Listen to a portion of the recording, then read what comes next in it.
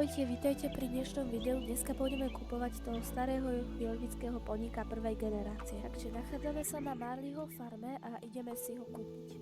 Ja som teda už mám vybratého, možno mám vybraté sfarbenie, neviem, ale mám vybraté meno. Bude sa volať Stará legenda a bude to asi žrebec. Rozmýšľala som nad týmto sfarbením, ale ešte som rozmýšľala aj nad týmto sfarbením a potom ešte nad tým a potom ešte nad týmto sfarbením. Kebyže je to toto, tak neviem ako sa volá, ale bola by to asi kobylka. Ale pri tomto viem isto, toto by bola Stará legenda a bol by to žrebec. Tieto ostatné sa mi nepáčia.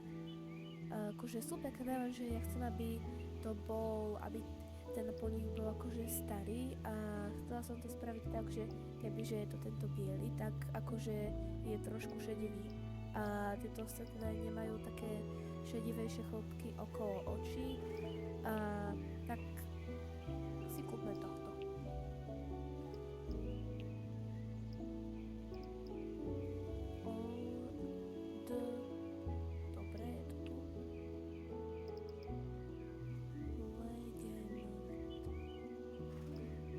Super, je to, toto som rada, lebo už veľakrát sa mi stalo, že som chcela nejakého koňa pomenovať a to meno tam nebolo. Toto a bude to senior.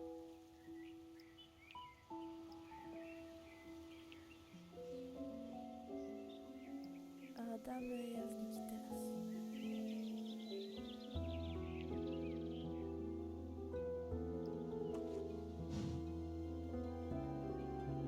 Tak super, sedíme na ňom a teraz ho ešte nakrmím, aby som ho dostala do levelu 2 a aby sme si mohli ukázať všetky chody.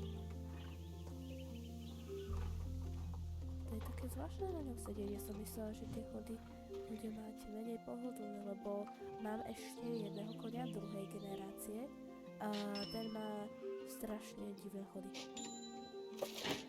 Ale tento sa mi zatiaľ celkom páči.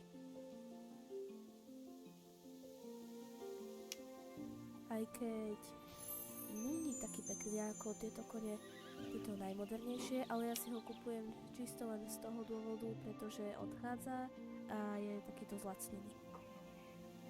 A ešte aj preto, lebo chcem mať nejakého koňa prvej generácie.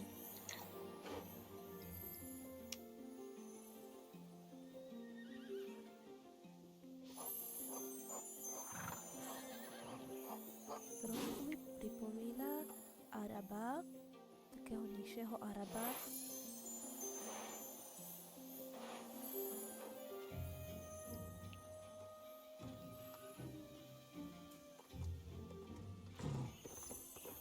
Dobre, toto máme, tak si ideme prehliadnúť chody.